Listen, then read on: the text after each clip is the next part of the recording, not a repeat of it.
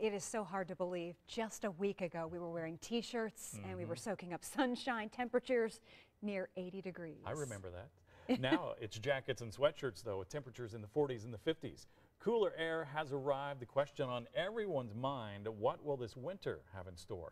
WSBT-22 meteorologist Matt Rudkin and Abby Wepler are here with the answer.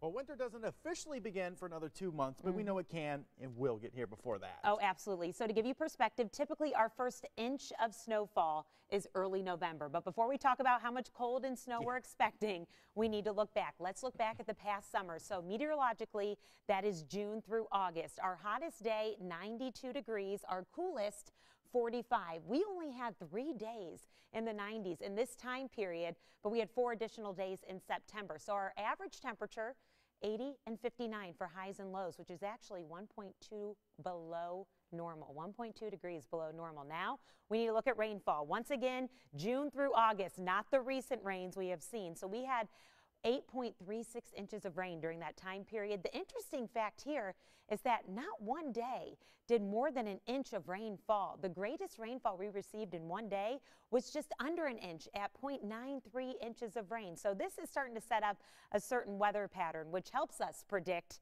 the upcoming winter. And with much more on that, here's Matt. Yeah, the pattern we're looking at is called a La Nina pattern, and it's weak. It's similar to what we saw last year. What it means is basically our area, the Great Lakes, under the gun for a very active pattern. Could mean rain, could mean a little bit of snow as well. So you can see that is our region there. To our south, it's going to be milder, and to our north and west, it'll be quite a bit colder. So what are La Nina years? What do they usually mean? Well, here are the past several years that we looked at to forecast ahead.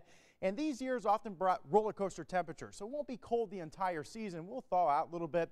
But just like last year, we could get well below zero for several days. Almost all years had at or above average precipitation, not just snow, but rain. You remember last winter had quite a bit of rain as well.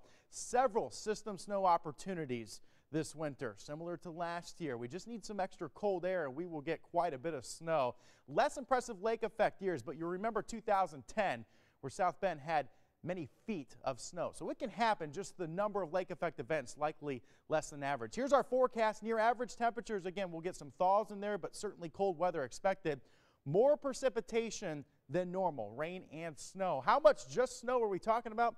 70 inches is our forecast. It's slightly above average, but again, all we need is some extra shots of cold air. That number will go up. Snowplow drivers are like, yes. I know. Yeah, Bring on that especially after last precipitation. winter where they didn't get too much. You remember last December we hit the record coldest ever with, I think South Bend was 14 below zero. LaPorte was like 22 below zero. Then we warmed up and we never really crashed much. If we stay cool or we get another shot like that or something similar to it with systems, you know we're talking a ton of snow. So without a doubt, I mean, we are real confident it's going to be active one way or the other. We may have some ice and sleet to deal with, some rain again.